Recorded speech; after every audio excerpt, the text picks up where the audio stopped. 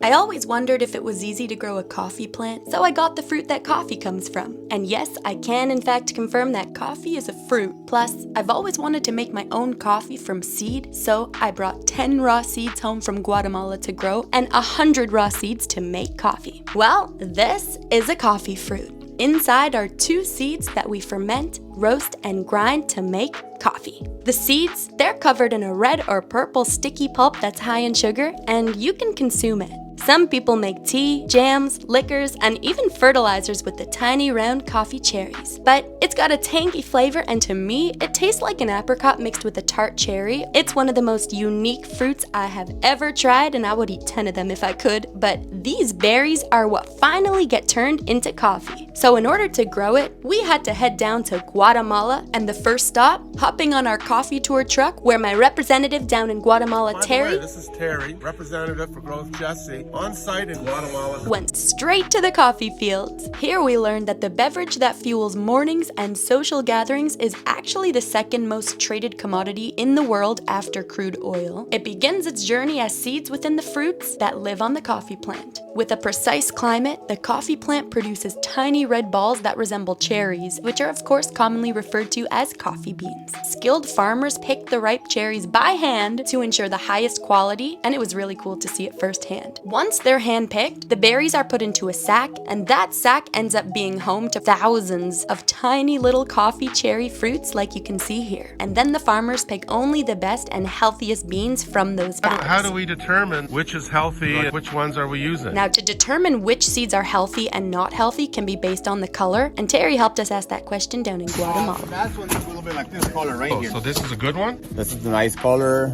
The sugar, it's about from 20 to 22% of sugar. This is the best, nice and red to have a cup of coffee. What do they do with the other ones? Other one they use for blend, different quality, like the one you can see there. Yellow, green, black. Oh, the yellow and green ones are... They use them, but used for blend. So a good healthy berry will have a nice, bright, vibrant color, and the less healthy ones won't be as colorful. But don't think they're thrown in the garbage, because they're not. They're still used for things like decaf coffee production and instant coffee. This farm actually has 5 categories of processing the beans, A to E. Here we have like about 5 categories. We have A, B, C, D, and the last one, the commercial coffee, like instant coffee. So the A category is used for the best drip coffees, whereas the E category is usually used for something like instant coffee. So we use everything. So this bag here, this is all top quality in this bag. High quality, right here, nice and red. Look at that, beautiful here. They're beautiful. And that just categorizes the healthiest to least healthy beans, so they know exactly how to process and dry them. Nice and red. And from here, where do they go? Only the best beans with the brightest colors are chosen to be processed and dried for the best coffee blends out there. Good ones sink, the bad ones fall on top of the water, and then we have a machine there to get the shells of the red skin. Okay. And then we ferment the seed, the cherry will goes for compost, and the bean will ferment it from about 25 hours, then you wash it, and we dry them outside there. Okay, you'll show us on the We tour. will see you later. So when they weigh the beans to see which category each bean should go, they do it in water. The ones that float are less healthy, whereas the ones that sink are the best seeds. Kind of reminded me of the floating seed test. The good seeds will sink and the bad seeds will float, and that's how you know if the seed will be viable for germination. But then the farmers compost the leftover cherries, sometimes even using it as fertilizer, and then they get the seeds ready to ferment for many, many hours.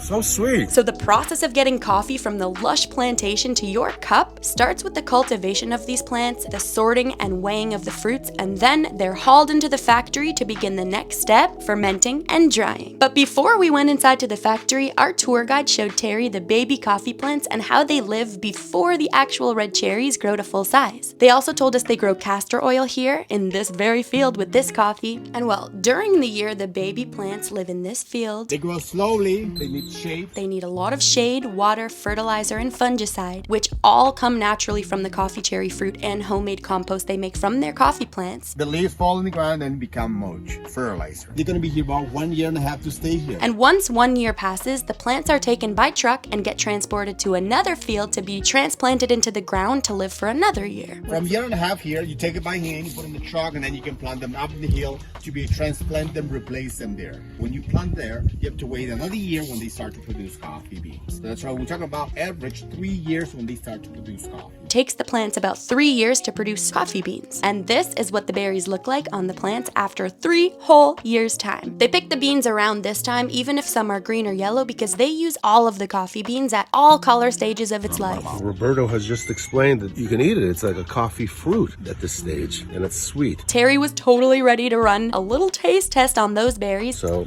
you can put the seed in your mouth. But here's Terry Here, hold trying the coffee Hold fruit. that for a second. You just shoot me. It's filming. So you go like this. Don't drop it. So sweet. So sweet. Oh, by the way, this is Terry, representative for Growth Jessie, on site in Nicaragua. I hope you're enjoying the footage of the coffee farm.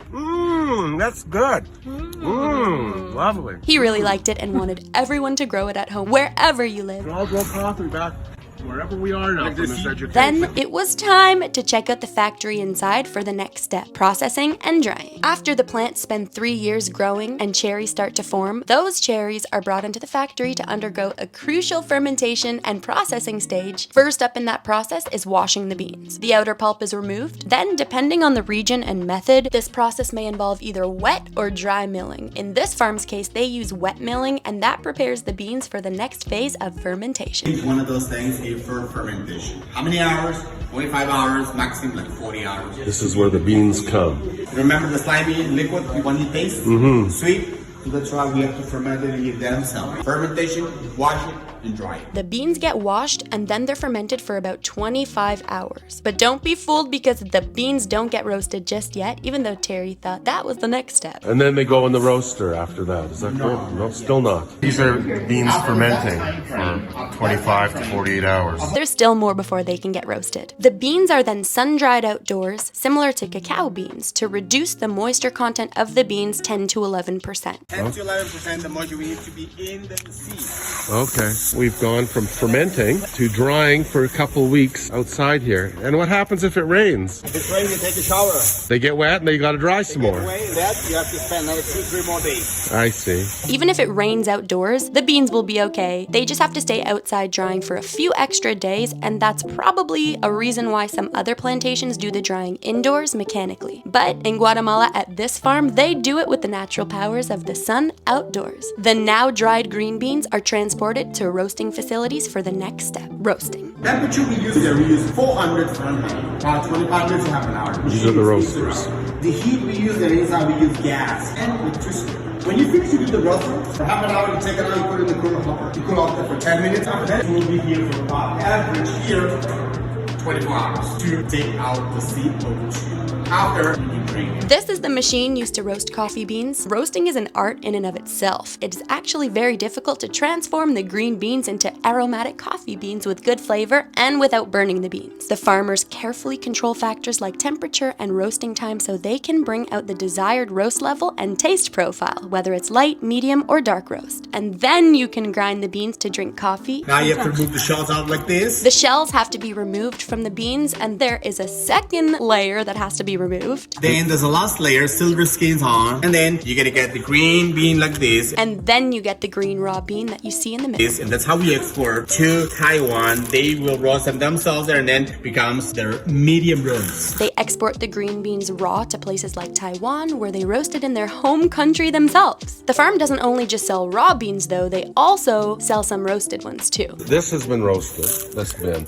These ones have not been roasted yet. Correct, not. This is the one on the first, same one for parchment green and roasted. They'll ship out a lot of 150-pound sacks across the South Pacific Ocean to reach their destinations across the world so us humans can enjoy our coffee. We export like this in a burlap bag, 150 pounds, put in a silver container, and it goes to South Pacific Ocean, Port Quetzal. That's where we ship it to. Funny enough, the most expensive coffee in the world is called coffee poop, otherwise known as civet coffee. It's made using beans eaten and excreted by the civet cat. As the cat poops, they ferment the beans in inside of their bellies, which is said to enhance flavor profiles of the coffee. And after the beans are collected from the poop, they're thoroughly cleaned, roasted, and brewed, I would hope. And apparently it's smooth coffee, less acidic, a fruity and chocolatey taste, yum! But lately it's been seen as unethical due to the concerns about the treatment of civets and some production practices. So be careful about buying any of that if you love animals as much as I do. Anywho, some beans are sold whole, some are grinded, and then it's brewed into coffee. And if you're wondering about how decaf coffee is made, initially I thought decaf coffee was fake coffee, not using actual beans, but it's not. It uses the real coffee beans, and it was discovered in 1903 when a shipment of coffee beans got soaked in seawater, and the beans lost their caffeine content but retained their flavor. Absolutely insane, so that's how decaf coffee is made. But from the plantations to your cup, the journey of coffee showcases the dedication of farmers, the skill and craftsmanship of roasters, and the love for this globally cherished drink. In Guatemala, that was